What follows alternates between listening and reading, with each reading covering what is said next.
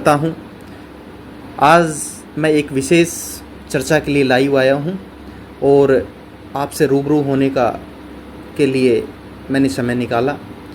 साथियों, सज्जनों और आदरणीय महानुभाव, बुज़ुर्गों,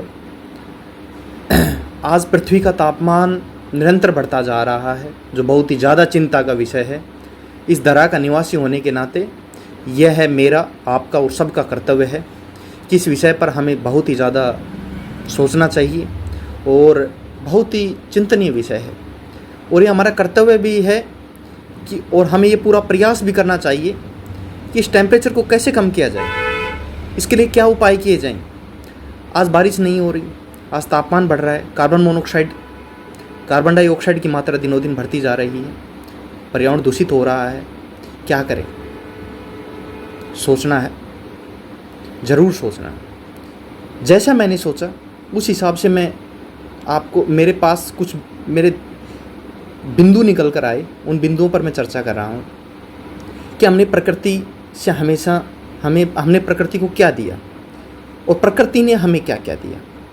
प्रकृति ने हमें जीने के लिए सांसें दी, ऑक्सीजन दी, हम इस पर चले बढ़े और हमारा विकास हुआ इनके संसाधनों से। आज हम संसाधनों का इतना दोहन कर रहे हैं, लकड़ी, जल, वायुमंडल, पर्यावरण सबको हम दूषित कर रहे हैं, जिसके कारण आज टेम्परेचर 50 डिग्री तक पहुंच गया है। वायुमंडल में कार्बन मोनोऑक्साइड और कार्बन डाइऑक्साइड की मात्रा तो बहुत धीरे धीरे बढ़ती जाएगी और जिसके कारण अल्ट्रावायलेट किरणें हैं वो सीधे हमारी पृथ्वी तक आएंगी। सीधे अल्ट्रावायलेट किरणें हैं जिसके कारण हमारी स्किन डिजीज़ और कैंसर जैसी गंभीर बीमारियाँ हमारे शरीर के अंदर पैदा होंगी। और हम सभी को संभल भी जाना चाहिए और प्रकृति को और इस पृथ्वी, बायोडाइवर्सिटी, इनको सबको बचाना है। और ये सब कैसे हो सकता है? क्योंकि हम पुराने तौर तरीके से देखें तो हमारे बुज़ुर्ग, उनका अनुभव रहा है और वो हमेशा कहते आए हैं, उन्होंने पेड़ों की पूजा की है और वो कहते हैं वेद पुराण एक वृक्ष 100 पुत्र समान, कि वेद पुराण भी कहते हैं कि एक पेड़ लगाओगे तो वो आपके 100 पुत्रों के समान है, क्योंकि एक बर्ड है वो काफ़ी पीढ़ियाँ देखता है, बहुत ज़्यादा मात्रा में आपको ऑक्सीजन देता है और जिसके कारण आप जीवित रह पाते हैं। आज एसी हर कोई लगवा रहा है, गरीब आदमी क्या लगवाएगा? अमीर एसी लगवा रहा है, गरीब पौधे लगाएगा। और मैं आपको बताऊं कि पर्यावरण की हो सुरक्षा, इससे बढ़कर नहीं कोई तपस्या, कि पर्यावरण की जितनी सुरक्षा करेंगे ये अपने लिए सबसे बड़ी तपस्या है। पेड़ ही आखिरी विकल्प है जिससे हम ये तापमान है वो कम हो सकता है, बारिश हो सकती है, नमी होगी, इंसान फसल पैदा करेगा, आय बढ़ेगी, पेड़ पौधे होंगे, ऑक्सीजन लेवल बढ़ेगा, ऑक्सीजन हमें शुद्ध मिलेगी और जीवन सुखमय रहेगा। और इससे ज़्यादा 50 डिग्री से ज़्यादा आदमी के अंदर टेम्परेचर सहन करने की क्षमता नहीं है।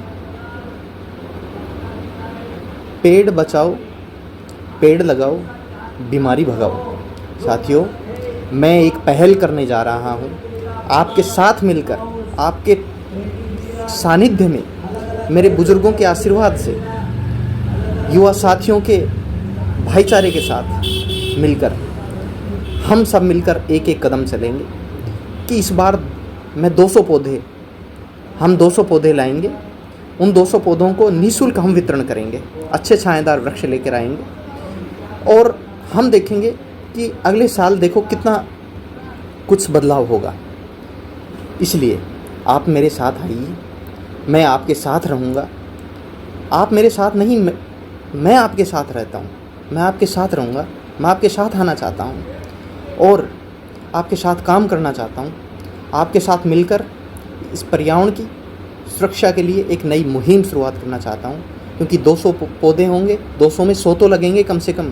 पौधे लगाना बड़ी बात नहीं है, उसकी सुरक्षा सबसे बड़ी बात है, उसको बड़ा करना बड़ी बात है।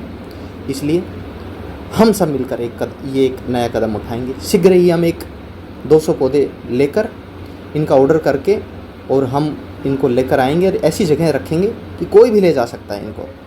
निःशुल्क है सबके लिए। मेरे साथियों, मेरे सज्जनों, मेरे भाइयों, मेरे आदरणीय बुजुर्गजन, पानी बचाया जा सकता है, बनाया नहीं जा सकता। इसलिए निवेदन है आपसे, क्योंकि पानी बहुत गंभीर विषय है। दादा ने नदियाँ देखी, दादा के जो भी पीढ़ियाँ थी उन्होंने नदियाँ देखी।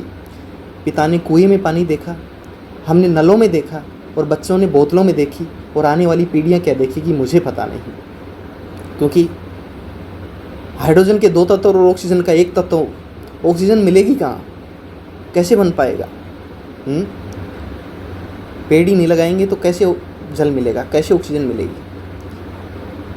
इसलिए मैं आपसे एक बार फिर करबद्ध निवेदन करता हूँ कि हम शीघ्र अतिशीघ्र इस नई मुहिम को शुरुआत करेंगे, और हमारे लिए पेड़ ही आखिरी विकल्प है, और हम इस पर्यावरण के लिए, आने वाली पीढ़ी के लिए हमेशा तैयार मिले खड़े रहेंगे, क्योंकि हमने इस प्रकृति से कुछ लिया है, तो ये हमारा नैतिक दायित्व है, ये हमारा मौलिक दायित्व है, मौलिक कर्तव्य है कि हम भी उन्हें ये पर्यावरण सौंप कर जाएं, एक सुखद जीवन सौंप कर जाएं। आदरणीय आप सभी को करबद्ध निवेदन है, आइए और हम सब मिलकर एक नई पहल, एक नई शुरुआत, एक नई पीढ़ी के लिए करते हैं। जय हिंद,